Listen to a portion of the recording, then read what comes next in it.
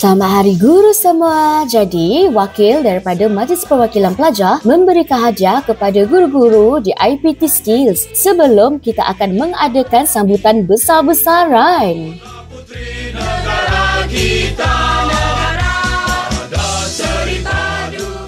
Macam biasa, kita akan mulakan dengan nyanyian lagu Kami Guru Malaysia.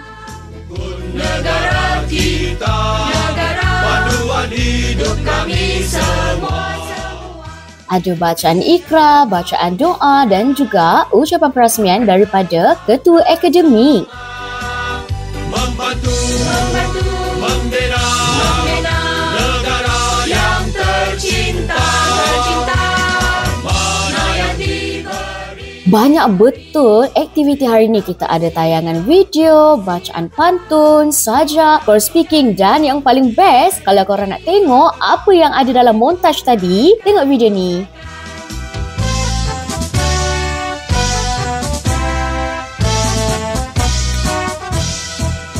Di bidang pembangunan, kami tetap bersama, membantu membina negara yang tercinta. Okey, Assalamualaikum. Bagi awak, dekat FPT ni, siapa lecturer yang paling garang bagi awak? Bagi saya lah Miss Min. Sebab apa? Dia tegas. Okey. Sarjana. Sebab? Dia garang tapi kadang-kadang ada tegur lah. Tapi kadang-kadang kita orang tak dengar. Okey, bagi saya pula Miss Shikin. Tapi dia bukan garang apa. Dia garang sebab dia nak memberi kami pelajaran dekat kitchen untuk maju jaya di masa depan. Hai korang. Jadi saya nak tanya, sepanjang korang belajar kat sini, mana Miss paling cantik yang korang tahu? Macam saya, Miss Nabiha. Saya pula Miss Sarah. Pada pendapat saya, Miss Ashiking. Kalau saya pula Miss Sarah. Kalau saya Miss Ayu. Dan tak lupa juga Miss Atika. Wow, bukan tu je. Para pelajar menyediakan anugerah untuk para guru. Tanya kepada semua guru yang menang anugerah untuk setiap kategori.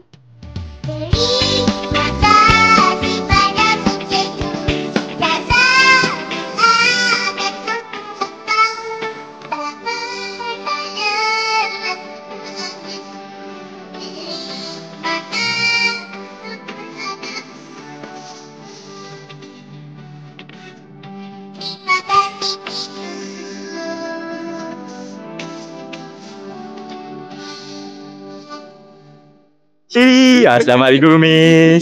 Selamat Hari Guru. Selamat Hari Guru.